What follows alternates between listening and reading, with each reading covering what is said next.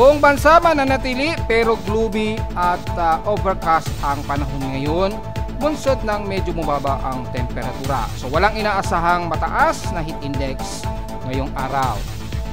Pero ilang bahagi sa kanluran ng bansa, especially sa Palawan at Zamboanga Peninsula, posible pa rin magkaroon ng mga ilang moderate and some heavy rain showers bunsod ng near equatorial trough.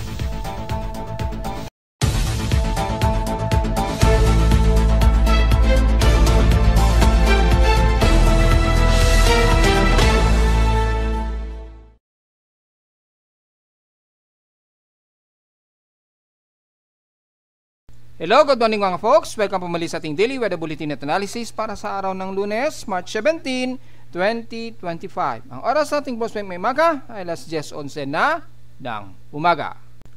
Medyo comfortable kahit papano muna ang mararamdaman natin ngayong araw dahil sa gaya ng report natin kahapon, medyo bumaba kasi o medyo magpaparamdam pa yung huling northeasterly wind o yung upper hemisphere wind na maaaring ito na yung pinaka last na talaga niya na bugso bago tuloy niya nang mawala sa pagtatapos po ng ating transitional period into hot dry season. Bagbagat napakanipis lamang ito at hindi masyado ramdam na sa buong bansa, medyo magiging gloomy lamang at medyo overcast ang panahon natin ngayon. Bagamat moderate ang halos nalalabi ng panahon natin ngayong araw. So may mga ibang karatig pa rin sa Southern Luzon at Visayas na makakaramdam ng humid at mas maaraw pa rin na panahon. Ganon din dito sa ilang bahagi ng Metro Manila. Bagamat magkakaroon lamang tayo ng bahagyang gloomy at overcast na panahon ngayong araw. So makikita natin sa Doppler radar imagery mula sa Data Feed Pag-asa sa ating website. Makikita po yung animation ng Doppler radar na medyo inulan ang ilang bahagi ng silangan ng Northern Luzon, dyan na naman sa bahagi ng Kasiguran Aurora hanggang bandang Baler at maaaring umabot sa ilang bahagi ng Palanan, Isabela. Bagamat mga light to moderate ang posibleng umulan dito o isolated and scattered rain showers, ganon din sa ibang bahagi ng Quezon Province at Camarines Norte. So maaaring magkaroon pa rin mga kalat-kat na pag-ulan na may pagkidlat at pagkulog sa iba't ibang panig ng Southern Luzon area, depende sa magiging saturation ng water vapor. So mula sa pinaka-CIMS satellite imagery, halos mga ilang partly cloudy to some mostly cloudy lang mga nakikitaan natin dito sa bahagi nga po ng Luzon, kasama na ang bahagi ng Metro Manila at hanggang Central Luzon. So maaaring umulan pero typically mga mahihina lamang ito dahil wala tayong nakikitaan na mas tumataas na saturated water vapor sa satellite imagery. So ganun din dito sa bandang Doppler radar natin na ating ginagamit.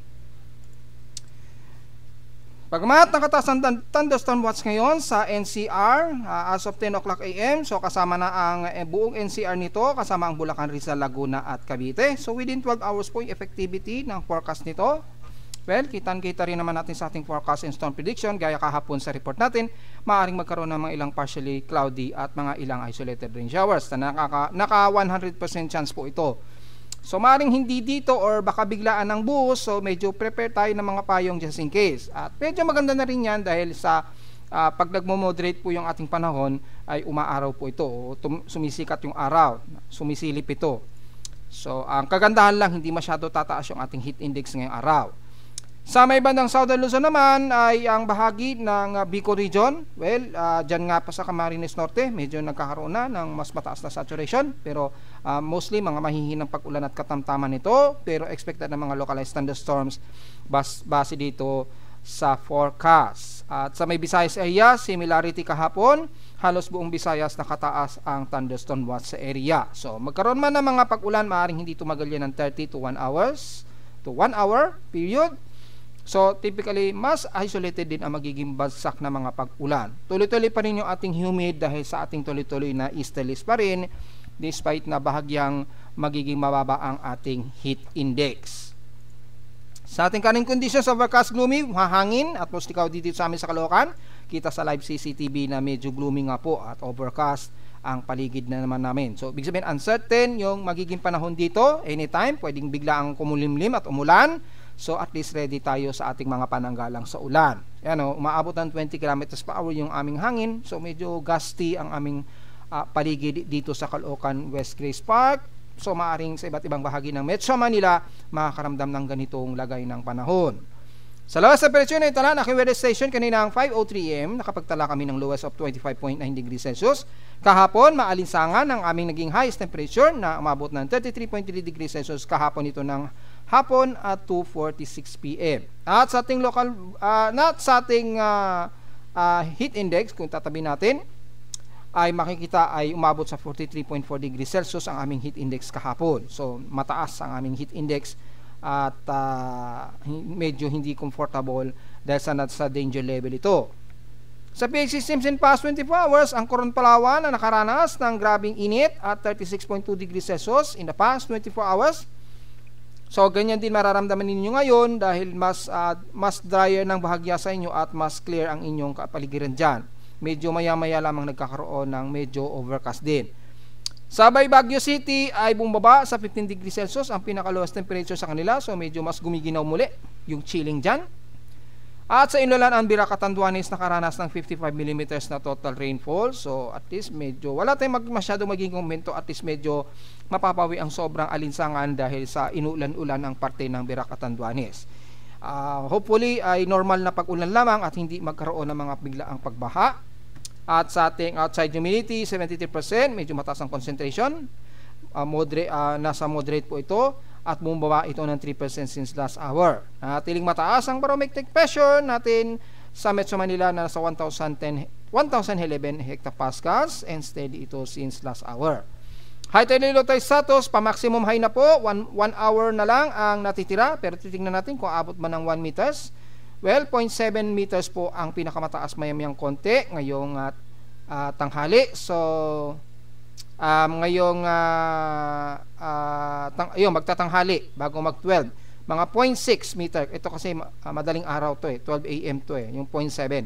Yung 0.6 mamaya po itong magto-12. So, 0.6 meters lamang ang pinakamataas. So, tama lamang o yung balance lamang yung high tide natin mamaya. So, wala magiging problema sa sobrang taas ng sea level.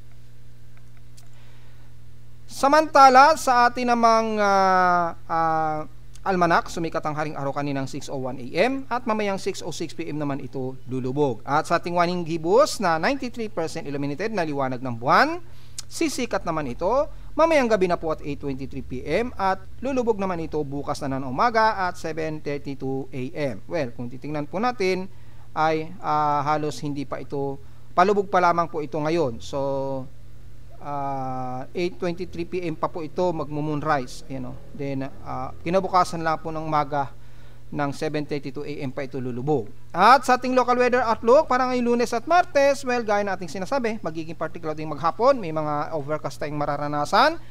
Bagamat 100% ang forecast na uulanin, maaring mga manaka-naka lamang na mga kalat-kalat na pag-ulan, especially dito sa bahagi ng Luzon at Southern Luzon area. Bukas ng Martes ay ganun din ang magiging lagay ng panahon, magiging maulap din daw ang panahon at isolated rain showers din ang naka-indicate. Wala nga lang sinasabi kung mataas ang tsansa o mababa ang tsansa ng pag-ulan. Nakasimbol lang siya na uulanin, ibig sabihin isolated lamang ang magiging pag-ulan nito bukas ng Martes.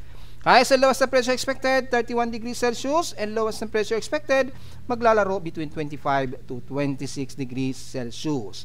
Baka may nagtatanong bakit dala-dalawang temperature ang aking binabanggit. Well, para sa kasagutan, binabanggit ko na rin kasi yung pang-dalawang araw. Ngayong Lunes at bukas ng Martes yan. Kaya sinasabi ko between 25 to 26 degrees Celsius.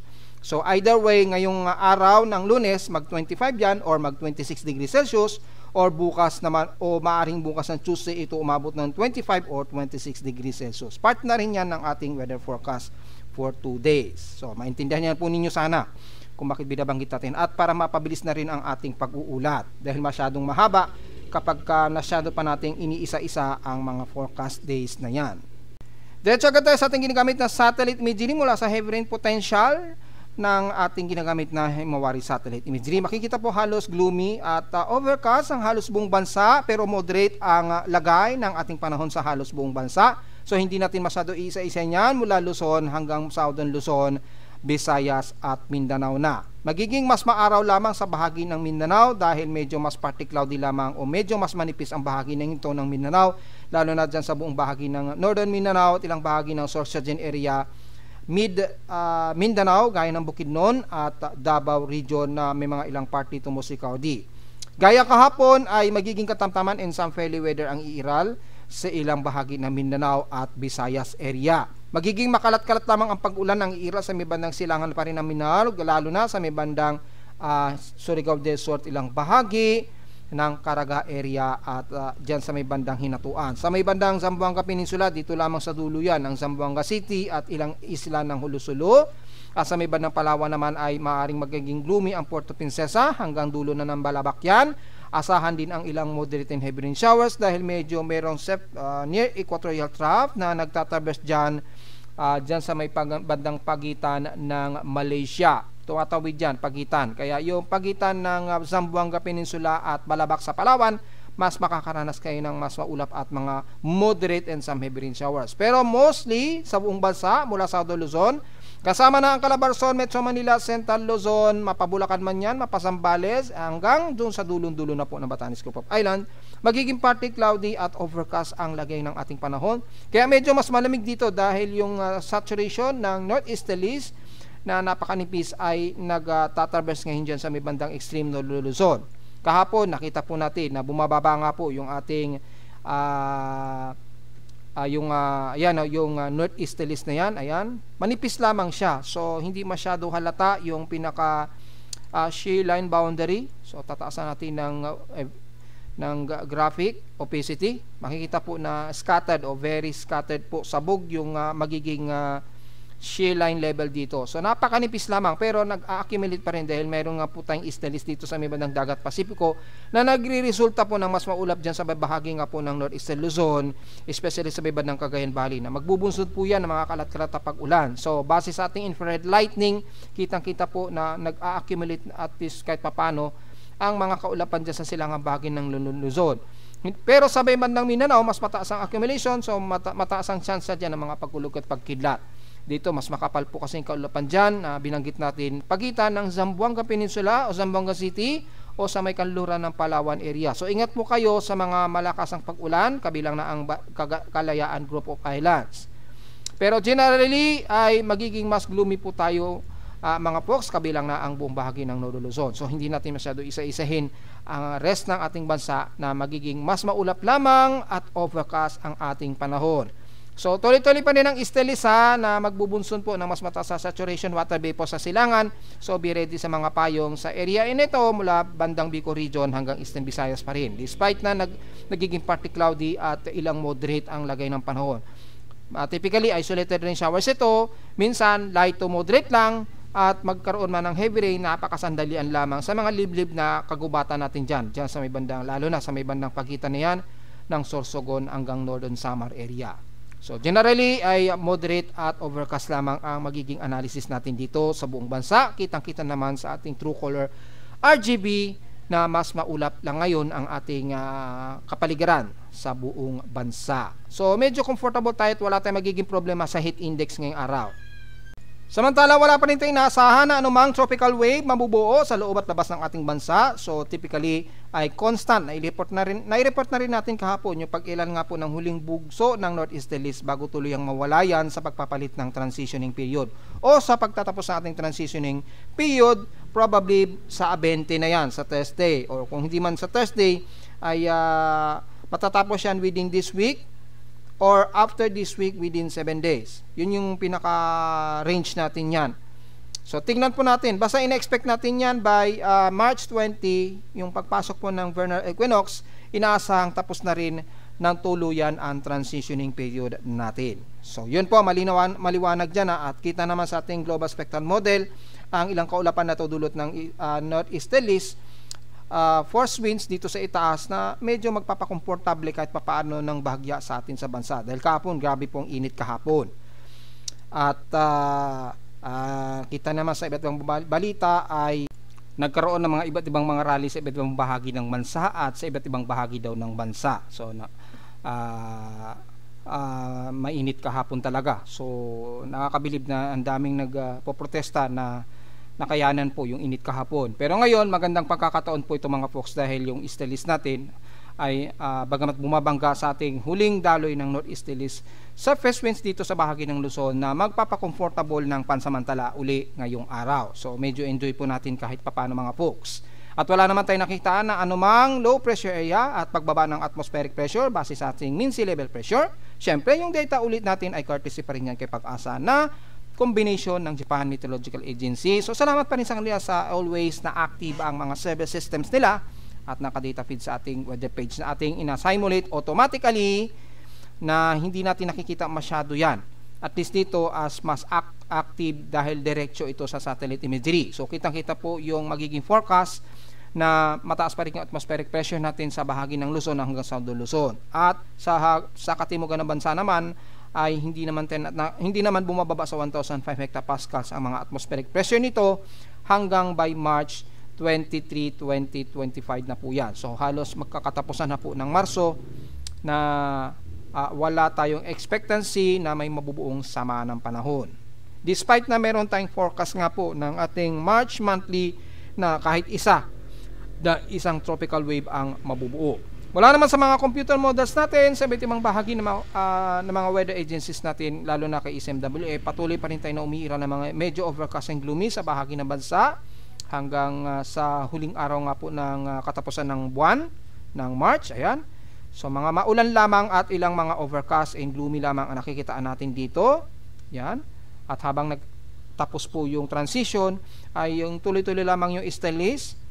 At by next week or bago this coming weekend ay tuloy yan ang mawawala yung northeasterlies. Matatapos na siya and then pasok na tayo sa pinaka-hot dry season. So yun lamang po at wala tayong magiging komento kasi kung may mabubuong bagyo dahil puro southern hemisphere lamang ang talaga nakikitaan natin na may mga nabubuong tropical cyclone dyan sa may bandang Australia lane. Kasi yung intertropical convergence zone mataas dyan sa may bandang Australian lane o Indonesian lane. Ayun, kitang-kita natin sa West Pacific Basin. Ayun, no?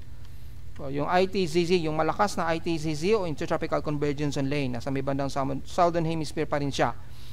Medyo umaangat-angat na siya ng konti kaya medyo may mga saturated anomaly na dito sa may bandang Kuala Lumpur area at Malaysia.